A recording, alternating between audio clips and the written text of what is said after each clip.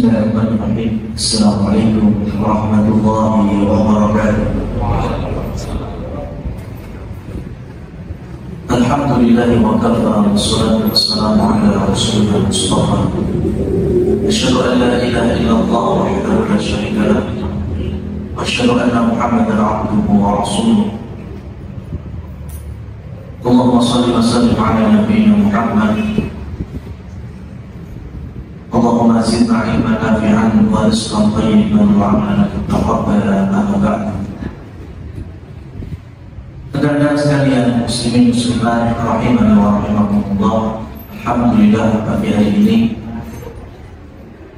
Allah memudahkan kita untuk kembali mencari keberkahan dari keberkahan waktu pagi, keberkahan menuntut ilmu, berkahan berkumpul di salah satu rumah dari rumah Allah. Untuk harapannya semoga waktu yang mulia ini berdampak positif bagi kita, bisa mengokohkan agama kita dan mengangkat kebodohan melalui diri kita pribadi dan hawa nafsu syaitan yang ada pada masing-masing. Rekan-rekan sekalian yang dirahmati Allah, kita akan lanjutkan dari pembahasan fikih kita. Selepas kita ambil bagaimana gerakan wudu, maka kita akan masuk ke mubtilat al-wudu, yaitu pembatal-pembatal wudu. Agama kita, yaitu agama Islam, diambil salah satunya dari kata istalama yastali. Istalama yastali artinya menerima, pasrah. Ya, Islam itu kan dari akar salam, artinya selamat. Memang agama selamat. Kemudian juga istalama yastali, istilahnya artinya berserah, nopo. Menerima apa? Menerima segala konsekuensi yang datang dari Allah dan juga Rasul. Jadi ketika Allah Subhanahu wa ta'ala memerintahkan untuk kita kerjakan, ya dilakoni. Dan jika Allah Subhanahu wa ta'ala melarang supaya kita jauh saat doa-doa, ya kita jauh. Itu namanya Islam, ya, menerima. Jadi unik ketika ada sebagian orang yang mengaku Islam tapi tidak mau diatur oleh syariat. Al-Quran mengatakan demikian, hadis juga memerintahkan demikian, tapi kita tutup mata, tutup telinga, bahkan tutup hati. Itulah pentingnya kita mengenali bahwa Islam itu bagi pemeluknya ada tingkatan-tingkatannya, ada maratibnya. Nah, padahal Al-Quran adalah satu-satunya kitab suci yang menampung semua keburukan, kejahatan, bahkan kekafiran pada umat-umat terdahulu. Untuk apa? Untuk pembelajaran. Pembelajaran bagi umatnya Nabi Muhammad SAW, bahwa apa yang ada pada kita hari ini, kejahatan, keburukan, kekafiran, kemusyrikan, itu sudah ada gambaran dan bentuk-bentuk contoh pada umat-umat sebelumnya. Tidak ada satupun agama dan kitab suci yang mampu menampung kekafiran dan keburukan dari agama lain. kemudian dibantah dengan bagus, dibantah dengan mudah. Kenapa? Itu menunjukkan kalau Al-Quran itu mukjizat. Begitu juga yang membawanya itu Rasulullah Muhammad SAW. Coba sekarang Mas, sampai jadi admin WA group anggotanya 100, 10 orang ini bikin panas grup. Ya, bendinane kok elek-elek. Sesuke ngadu domba, sesuke fitnah, sesuke ngompori sing ora-ora, sesuke ngirim sing gak benar. Kira-kira sikap Anda selaku admin grup WA apa ya? Paling nyukur kaki-kaki ngono. Harus kick. Sesuke kick, sesuke sokor kick. Kenapa? Karena kita punya batasan. Kita manusia. Kita punya pikiran daripada iki wong tambah gawe susah grup samsaya biladra bikin nular sehingga ape, maka sikap kita keluarkan. Al-Qadar. Kita tahu keburukan, kekafiran, kemusyrikan, contoh-contohnya dari kaum-kaum dan umat terdahulu di mana? Di dalam Al-Quran. Laqad kafara alladziina qalu al-Masih ibnullah. Sungguh telah kafir yang mengatakan Isa anak Allah, Isa putra Tuhan. Di mana kita tahu? Ternyata ini ucapan kekafiran dari Nasrani. Laqad kafara alladziina qalu innallaha thalithun thalatha. Sama ketika orang Nasrani punya jargon, ya, Allah bagian dari Trinitas. Ada Al-Quran menyebut itu ucapan kekafiran. Diabadikan, ya, dibantah, diluruskan, dimurnikan ketauhidan itu. Itu contoh dari Nasrani, contoh dari Yahudi sama. Yahudi menyatakan kalimat kekufuran jelas, menghina Allah serendah-rendahnya. Innallaha faqirun wa nahnu aghniya.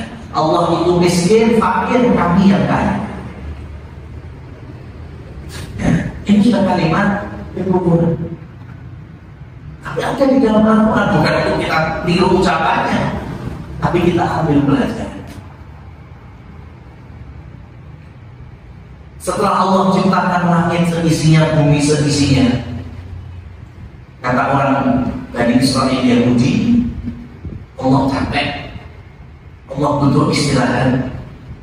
Makanya Allah jadikan tangannya leher terbelenggu dengan ucapan mereka, ya Yadullahi mazlulah.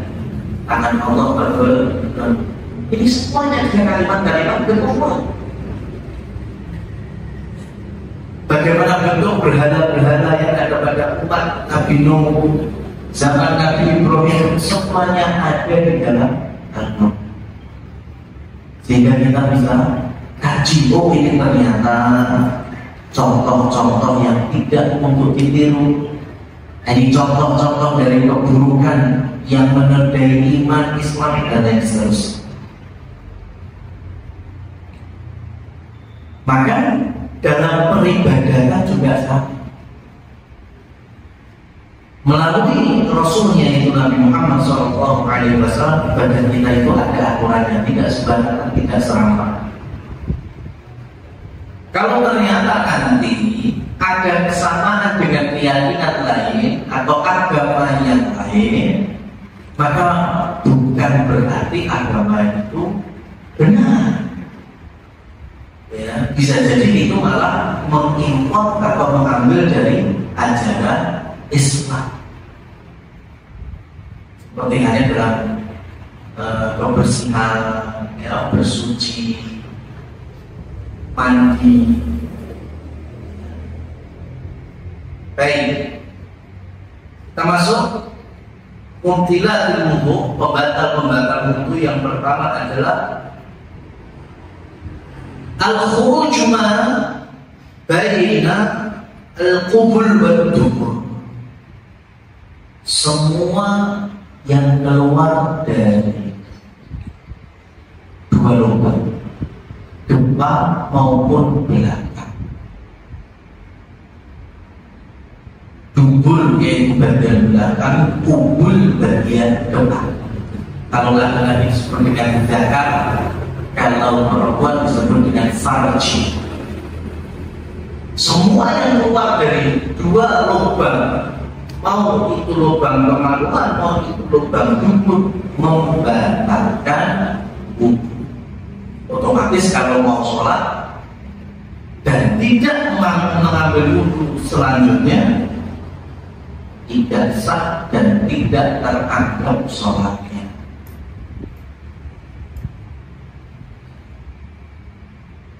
Berdasarkan Al-Quran, firman Allah Subhanahu wa Ta'ala dalam Quran surat Al-Maidah ayat yang ke-6, potongannya saja, "Au jaa'a ahadun minkum minal ghaidi." Au jaa'a ahadun minkum. Ya, ketika di antara kalian ada yang kembali minal ghaidi, dari buang airnya. Di kalau kali ya, yang keluar dari dua lubang itu apa saja? Buang angin masuk apa enggak? Masuk. Buang air, kencing, diangkat, diambil masuk, masuk. Apalagi mas? Keluarnya mani atau yang sejenisnya dari cairan seperti hanya wadi dan mani, semuanya membatalkan wudu. Cukup? Masih ada lagi? Keluarnya darah,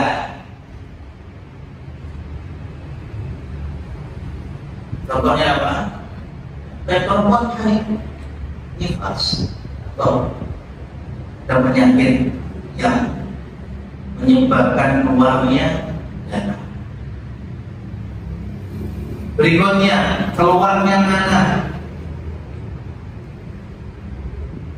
Ya, jadi teman-teman jangan cuma berpandangan yang membatalkan wudu itu cuma nentut terus BAK.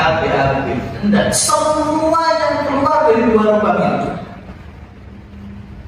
darah, nanah, ya, batu, kerikil, cacing, lepon, apalagi, ya, semua yang penting keluar dari dua lubang itu membatalkan wudu.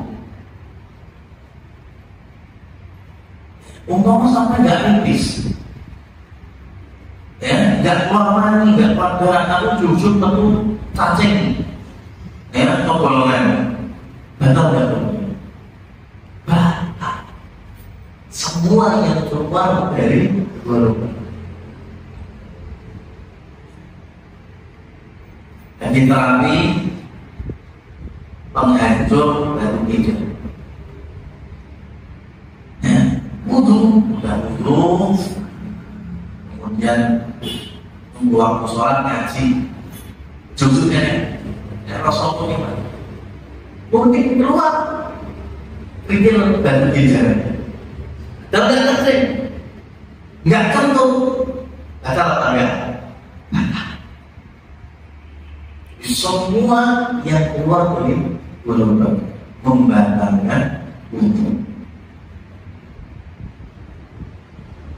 Nah, kalau yang dari belakang itu memang Rasulullah SAW ada riwayat khusus yang menguatkan kentut.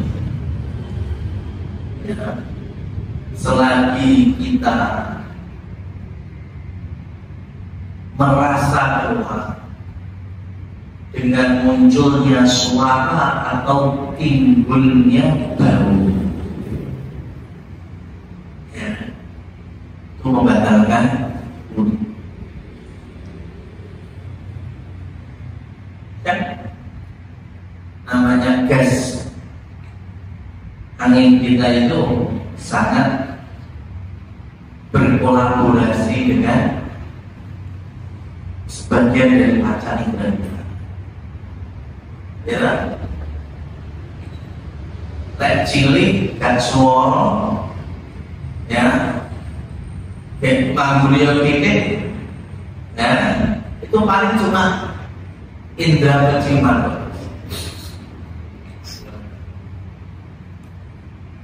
Tapi rodo kamu, ya, itu tambah ada pakai indera mulut.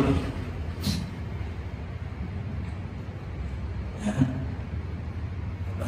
Tapi lebih mampu suara, wah itu plus jadi vokalis.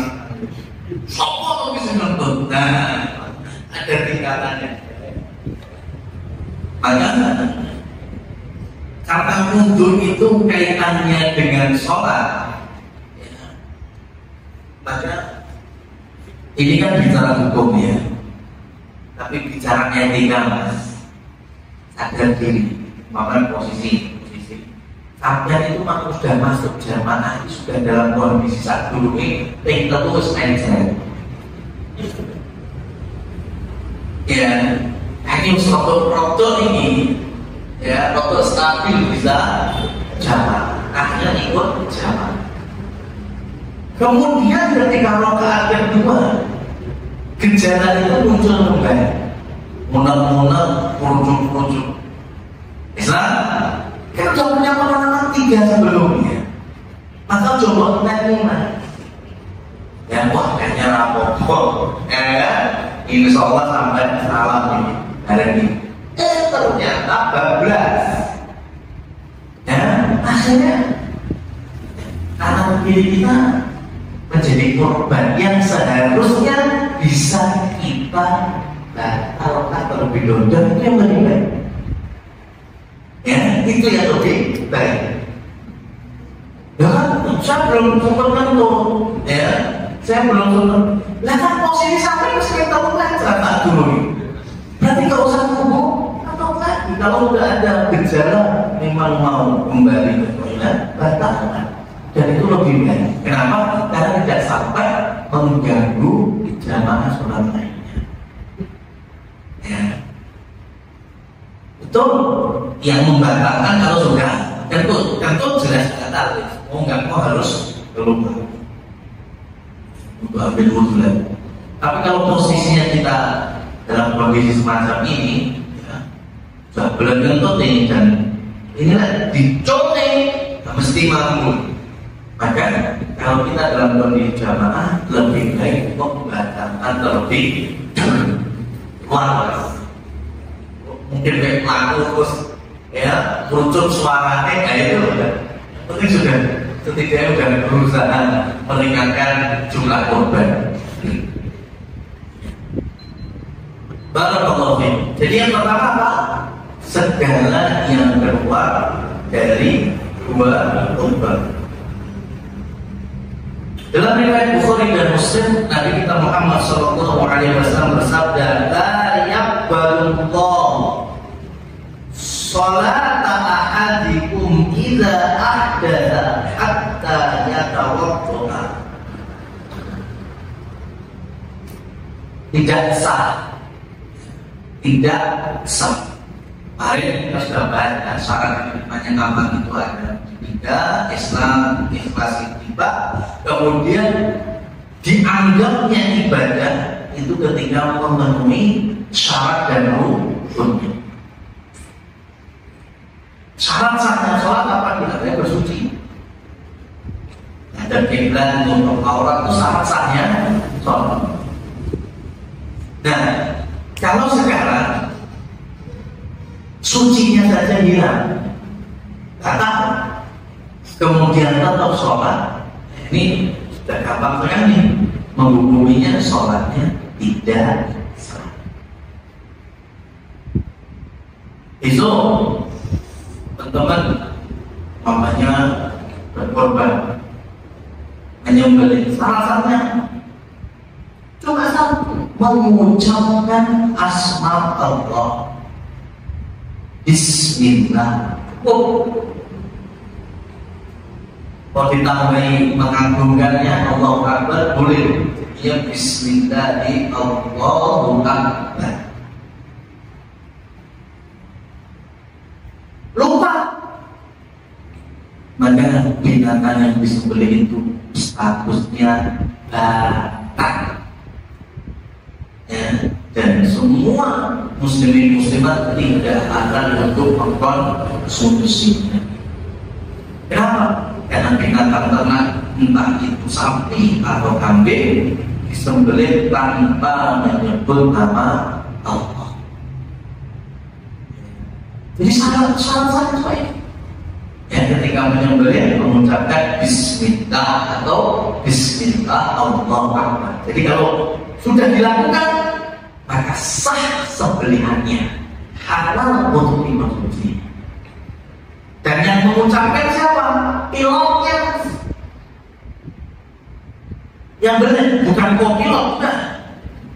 Ya, yang mengucapkan itu pilotnya, yang menyembelih jagal. Kalau sampai yang diamani beliau, sampai yang wajib mengucapkan Bismillah Allahu Akbar. Ojo nunggu imam masjid yang sapi ini. Ya, jangan nunggu Mbak Putih di sisinya. Atau yang ditokohkan, monggo imam. Oh dia dengan matanya dia, kalau tak boleh, ya, nggak bisa. Itulah pentingnya kalau jadi panitia korban, yuk. Kalau butuh tenaga jagal, cari jagal yang sholat, jagal yang tahu bagaimana cara menyembelih secara hukum Islamnya. Kalau nggak gitu, nggak sah sembelihannya. Datang. Dan terus siapa? Yuk, cuma satu dikubur. Karena di pakan lele, ya, atau pakan apa lagi? Ya. Ketika pelet itu kalau normal nyembelihnya pakai golok pedang dan sebagainya. Kalau kondisinya nggak normal, dan bisa jadi binatang ternak itu, namanya kita sudah berusaha sebaik mungkin, SOP sudah dijalankan, tapi pada Allah, ya, sapi ini mencal nyolot sampai cemplung sumur.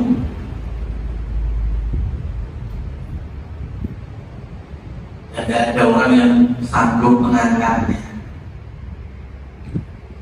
atau daerahnya untuk tepi jurang, mendungnya jurang. Soalnya sih belum ini so, tidak ada kemampuan untuk menyembelih secara normal. Maka dibolehkan untuk membunuh binatang korban itu dengan cara berburu. Ya, berburu di zaman Rasul Shallallahu Alaihi Wasallam dengan cara apa? Kalau nggak dipanah, ditombak, ditulung. Ada 3. Dipanah, ditombak, ditulung. Jadi kalau dipanah, dilemparkan anak panah. Kalau ditombak, tombak sawatmu. Kalau ditulung, ulung. Dan ini pun juga tetap ada syarat-syaratnya supaya binatang itu menjadi halal untuk dikonsumsi dan korbannya sah. Dengan apa? Sama mengucapkan Bismillah. Dan terus kapan Bismillah? Kalau panah, ketika apa ini jenis benggane, ancang-ancang, baca membentakkan. Ketika ancang-ancang gini, boleh dibelah juga, ya. Ucapkan Bismillah Allahu Akbar. Lagi coli, tak lali, meruncuk lagi Bismillah Allahu Akbar. Gak sah.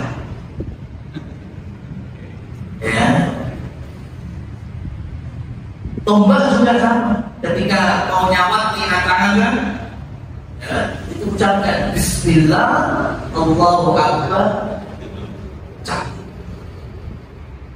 Ini berburu dalam Islam seperti ini. Kalau belum, ya, jadi ketika sudah siap-siap, isinya dimasukkan, kemudian siap nyebul, sebelum nyebul itu Bismillahirrahmanirrahim. Ya, berarti nggak mati disembelih, enggak, ya, karena kondisi semacam. Nah, kemudian para ulama menganalogikan kalau hari ini panahnya dalam bentuk shotgun boleh apa enggak? Ya boleh. Tombaknya mungkin dalam jenis tombak yang modern, ya mungkin tombak yo enek pegasi, ya boleh saja. Ya, kemudian tuluh mungkin dengan senapan boleh, semuanya boleh. Cuma satu syarat dari ulama, kalaupun untuk mesiu jangan ada yang bersifat api, ya, karena yang nggak boleh, ya itu yang ada apinya. Menyembelih boleh, berburu dengan sistem ala Rasul boleh, tapi kalau dengan dasar enggak. Tapi kalau cara burunya sapi korban kok diberondong pakai AK-47, ya enggak. Karena itu senjata api. Ya. Senapan itu bersifat api kan? Enggak ada. Berarti yang enggak boleh itu yang ada mesiunya bersifat api. Nah, jadi itu kalau sudah syarat sahnya keambil, sah ibadahnya. Kalau bicara daging. Sholat juga gitu. Ya, syarat sahnya terpenuhi, salah satunya bersuci, maka sah sholatnya dan insya Allah berpahala.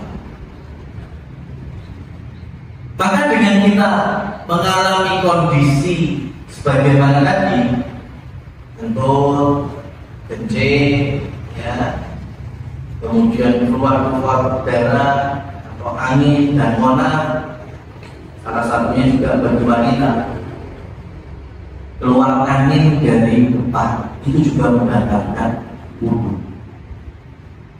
Ya, ini biasanya wanita-wanita sudah berkeluarga, sudah bersuami, ya, itu sangat dimungkinkan dari bagian depan kemaluan wanita itu juga mengeluarkan anak.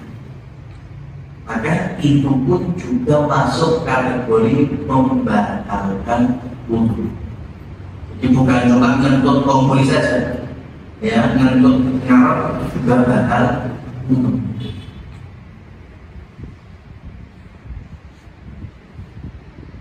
Begitu juga ketika yang laki-laki, ya, mungkin saking capeknya bagian packing atau bagian delivery, mungkin ambil paket schedule-nya akhirnya lintas jalan terkurang, dan ada potensi saking capeknya tubuh itu dari kemaluan itu keluar air pencairan disebut dengan walfi. Ya, beda dengan mandi. Kalau mandi itu mau nggak mau kita harus mandi besar karena posisi kita berada, kita sedang ada. Abdullah bin Abbas, basuhlah kelaminmu itu, kemudian berwudulah sebagaimana wudumu untuk sholat. Ini dibagi dua tafsirannya. Ini ada yang wudu include mandi besar, ada yang wudu hanya karena wajib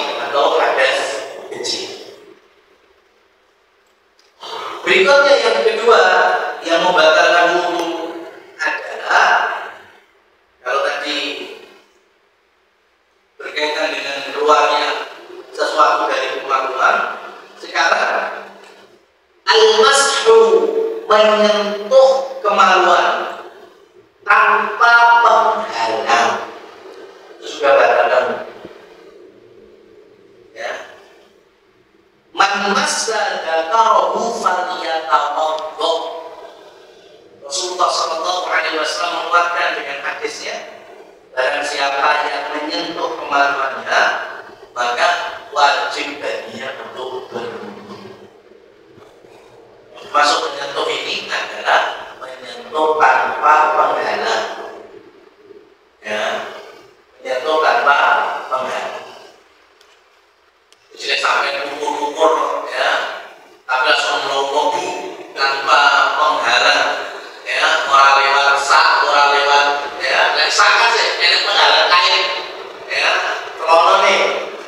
Tapi kalau langsung melompoki, ya, sampai include apa ya kan, include KTP, ya, include sak bubuhane kabeh, ini membatalkan wudu. Baik laki-laki dan juga perempuan. Ulama berbeda pendapat menyentuh ini, perbedaannya ya antara punggung dan telapaknya.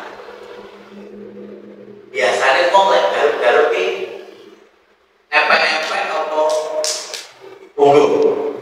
Ini kok sampai pukul-pukul ya, gak kuat. Mesti mau pukul-pukul kan? Maka di sini ada silang pendapat para ulama. Ya, sebagian ulama memasukkan menyentuh kemaluan membatalkan wudu ketika efek. Kalau ini tidak, ya. Tapi kan dia jalan, tapi umum nyentuh, ya, nyentuh untuk keperluan misalnya, gatel atau sejenis sana, jangan pakai beda, ya.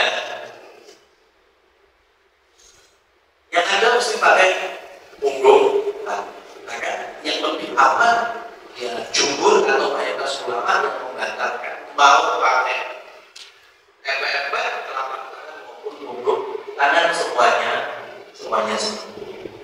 Ya, yang mereka sepakati adalah ya biduni halin tanpa ada pembatas. Di momen nanti ada teman mulai sekanggung kaos tangan, biasanya video motor, saya kok pengen sholat apa ini? Nganggo sarung tangan barang saya tak ukur-ukur. Tapi harusnya tertutup semua ya. Kalau kaos tangannya, karena kaos tangan motor sih buka ya, yang biji luas saya buka, itu tutup gatal. Harusnya tertutup. Kayak anu, sarung tangan kiper lah. Kalau tangan kiper, jadi lah pengen ukur-ukur kan gue. Malah project.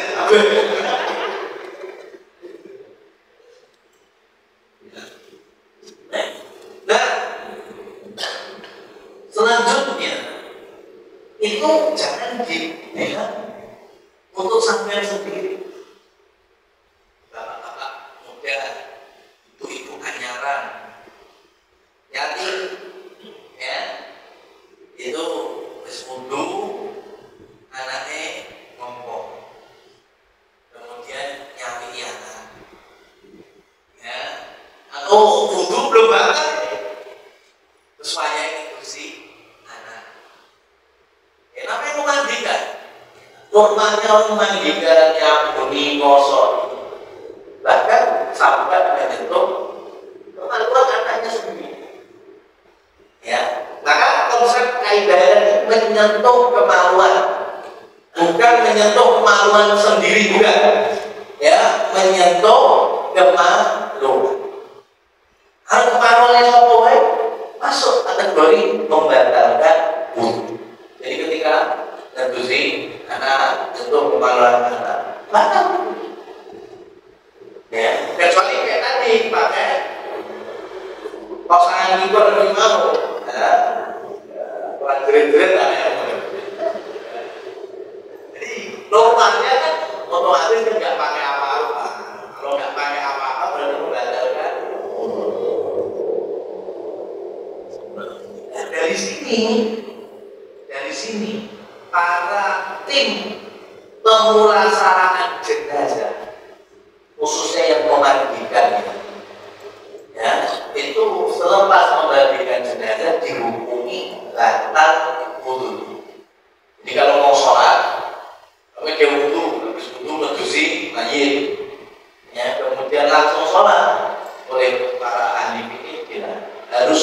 mengambil wudu. Karena potensi para pemandi jenazah itu meskipun tidak melihat langsung aurat mayit karena tertutupi, tapi bisa saja tangannya, namanya itu sih mulak malik mayit ya, itu berpotensi untuk menyentuh aurat inti dari jenazah. Maka dalam fikihnya orang yang memandikan jenazah yang jelas wajibnya apa? Wudu. Bagusnya mandi. Ini ulama tidak sampai mewajibkan mandi, tapi kalau wudunya iya. Karena kan dia berpotensi menyentuh kemaluan jenazah.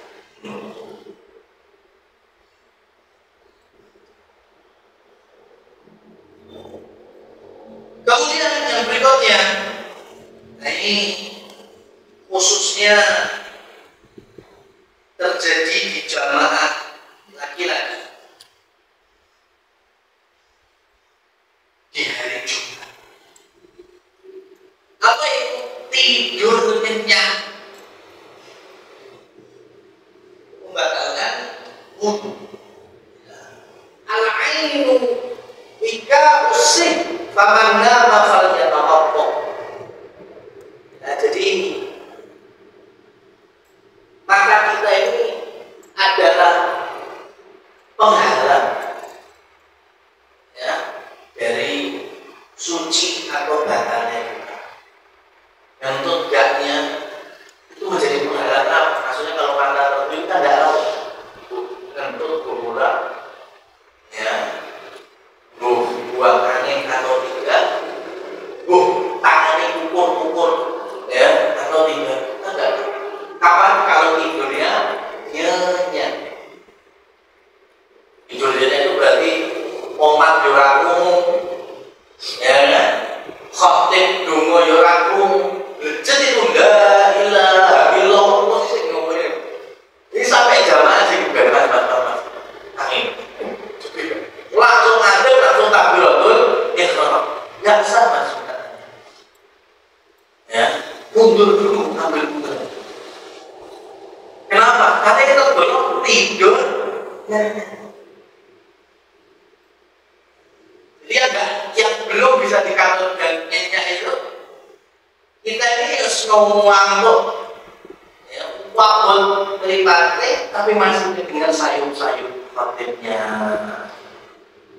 Khotib Indonesia, amin. Nah itu belum kategori nyenyak. Kalau sudah gak ngomong, terkadang meskipun saya gak setuju itu di tengah khutbah ngiling-ngiling kota aman, ini sebagai contoh aja karena rata-rata kita nggak seperti itu ya, kota aman itu ya kalau bisa sebelumnya contohnya dengan awam jadi khutbah itu tidak terganggu oleh apapun. Nah, umpamanya sebagai contoh aja. Kota amal harus geledek neng arep ya. Blas, mau mandek deg kita tidur. Ini menunjukkan level tidurnya kan. Sampai kota amal geledek itu lah. Jika nanti disuruh ingin sapi. Ini orang-orang seperti ini itu sudah masuk kategori amin. Nomor amin tidur yang gagal atau tidur yang nyenyak, dan ini membatalkan wudu. Ini contoh kasusnya memang di Jumatan. Meskipun ya di Jumatan itu dia namanya tidurnya ya posisinya apapun, mau duduk, bersender, murah, miring, ngomong yang lupa. Ya, karena tidur-tidur yang sangat nyaman itu lebih berpotensi angle. Yang paling nggak enak seperti duduk silo terus sebenarnya posisi tidur agak enak, tapi bukan pas Jumatan besok yo enak.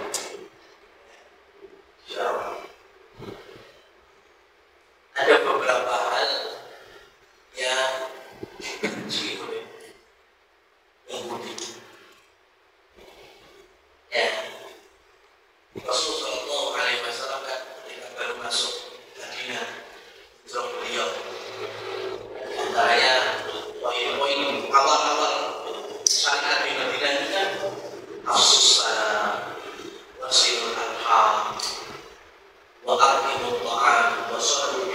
ayyuhan nasu niyam tadkhulul jannata bisalam. Sebagian sama masalah saling memberi makan, saling bersedekah, mendirikan sholat di waktu malam saat yang lainnya pada tidur, agar apa kata Nabi, niscaya kalian masuk surga dengan selamat. Yang pertama susah, ya kan? Karena orang Yahudi itu bencinya terhadap Islam nomor satu Islam. Karena mereka pernah papasan dengan Nabi mengucapkan apa? Assalamualaikum, kebinasaan untuk Muhammad. Ya. Dirubah. Islam salamnya gimana? Assalamualaikum, keselamatan bagi orang Yahudi. Nyebutnya asam itu artinya racun atau binasa. Jadi benci.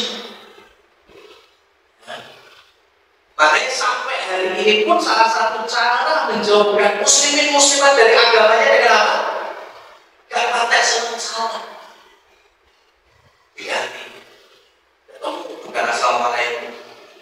Hai guys, lu. Ya. Biasanya kita bilang assalamualaikum.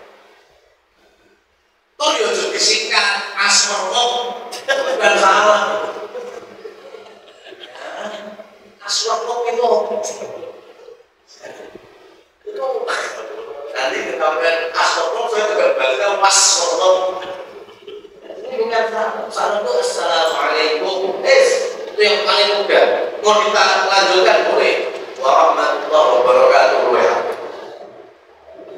Yang pertama yang kedua apa? Takmin itu apa? Amin.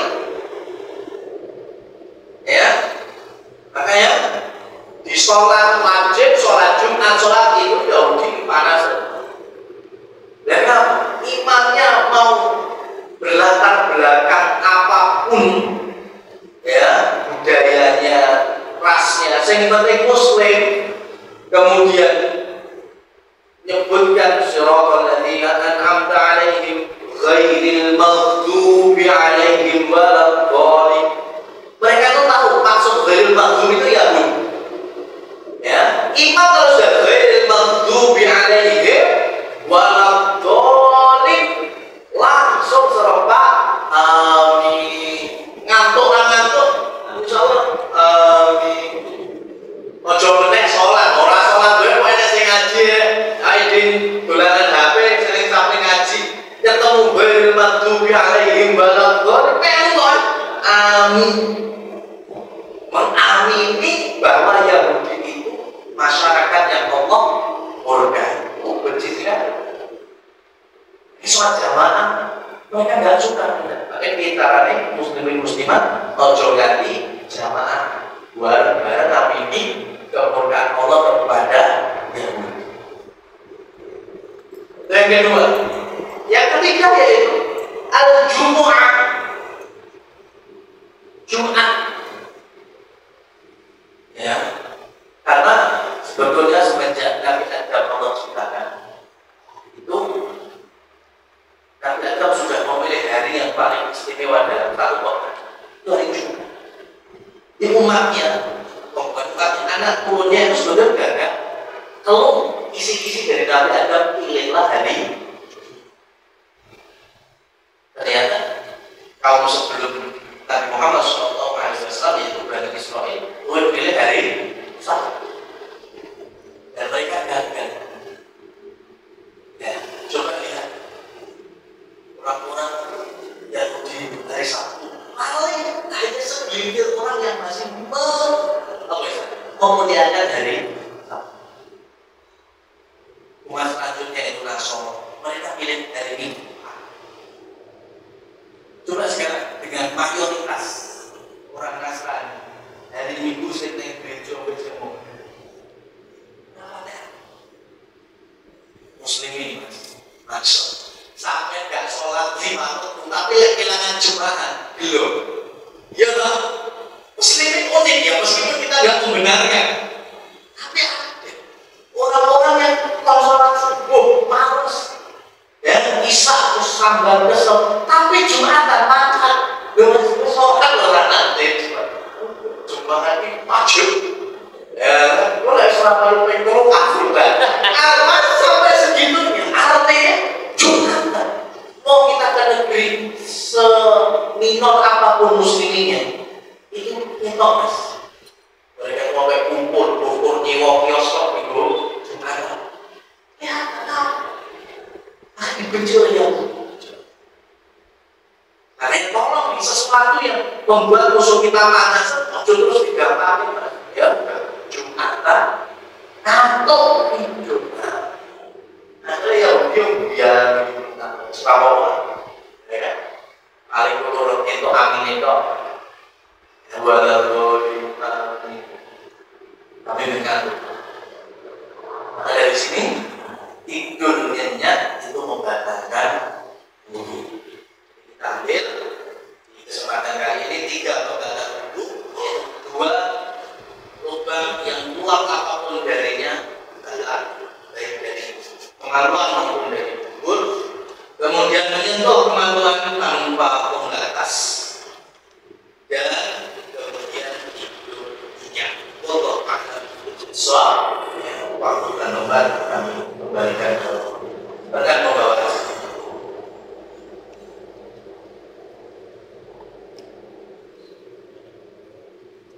mungkin dari teman-teman ada yang mau bertanya.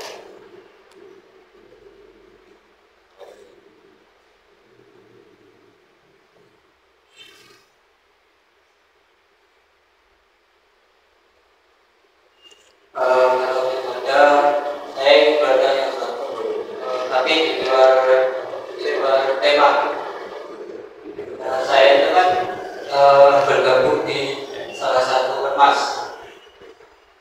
Tapi saya itu punya teman dia bercerita kalau dia itu bangga memakai kayak atribut-atribut dari salah satu ormas itu. Sedangkan saya itu kan mau bergabung dengan salah satu elemen yang elemen dapat di ormas itu biar itu kayak sombong gitu. Oh saya partai ini gimana? baik Bapak. Jadi ini lebih ke saran ya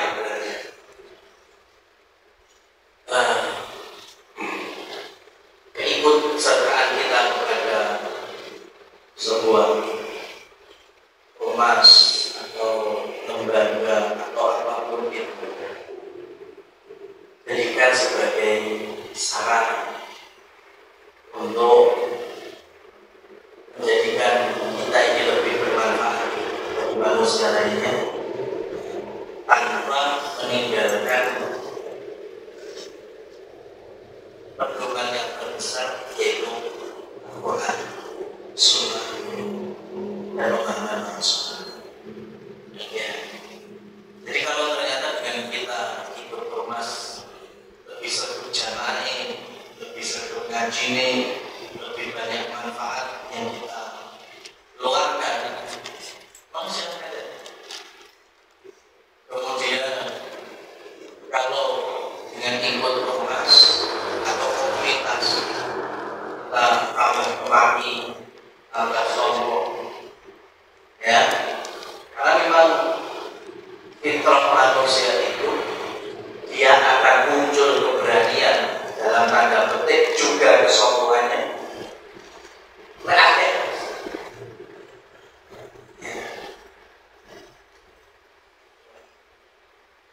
Apa ya? Terbun, wong, sepedaan, tinggalan gede, salah, musisi. Insyaallah benar. Tapi saat komunitasnya gue, mereka salah sampai bel atau tegur yang ada sampai di sini. Benar nggak kan? Kenapa? Karena keras. Apa? Padahal dia betul. Mungkin mampir kamu nggak punten. Biar itu bodo. Tapi pas kan bodo, makin sundul lagi. Itu contohnya. Ya. Maka dalam hal ini juga sama. Karena telah terabadikan di dalam Al-Quran kullu hizbin bima ladaihim farihun. Semua kelompok yang keluar dari pola Islam, ya, itu mereka pasti berbangga-bangga diri dengan kelompoknya. Sudah kan? Ya, maka contoh gampangnya dengan atribut. Ya. Dan dengan atribut itu kemudian mulai menampakkan kebesarannya, kesombongannya. Ini aku lalu ini. Maka dalam hal ini bukan terlarang ikut komunitas. Yang terlarang adalah perilaku dengan memakai atribut tersebut timbul kesombongan. Maka saya pun menasihati teman-teman yang bergerak di sosial, silakan tanya. Saya ada dalam pembina atau pengawas di antaranya Muslim Peduli Bukan Surakarta, kemudian juga ada SNS biasa bergerak untuk investasi di daerah-daerah terpencil, ya. Kemudian ada WIS di Sukoharjo, mereka juga biasanya mengumpulkan dana donasi untuk orang-orang yang sedang kesusahan. Saya bilang, kalian kalau mau memakai atribut silahkan, mau bikin kaos atau baju, ya, satgas kalian silahkan. Tapi tolong kalau nanti ada event-event besar, jangan kalian turun sendiri. Kalian harus menjabil teman-teman yang lain. Umpama yang punya gawe SMS. Dan dalam event besarnya tolong yang Muslim Peduli dijabil, yang WIS dijabil, atau yang mana dijabil, sehingga masyarakat pada umumnya muslimin muslimat melihat bahwa oh ternyata ini memang muslimin sedang bersatu membantu. Ya. Kalau nggak gitu, hanya satu komunitas dengan atribut yang top, ternyata gitu. Ya, kalau komunitas itu di belas tentu baru muncul kesombongan. Karena salah satu syarat kami kalau ada event yang hanya dijamin, dia memakai atributnya juga, sehingga orang-orang menyaksikan bahwa ini semuanya muslim, meskipun dengan atribut yang berbeda, tapi dalam satu misi yaitu kalau ada longsor, bantu longsor, ya, kalau ada bencana orang yang sakit, itu semua. Jadi dari situ bisa meredam kesombongan antar elemen. Maka sekali lagi, seperti itu. Silahkan ikut di suatu ormas atau rental selagi tidak akreditan, tidak kemudian muncul kesombongan, dan jika memang komunitas tersebut telah menyimpang dari jalan kebenaran, maka saran selanjutnya lebih baik kita menjaga agama dibandingkan hanya ikut satu ormas atau kelompok tertentu saja.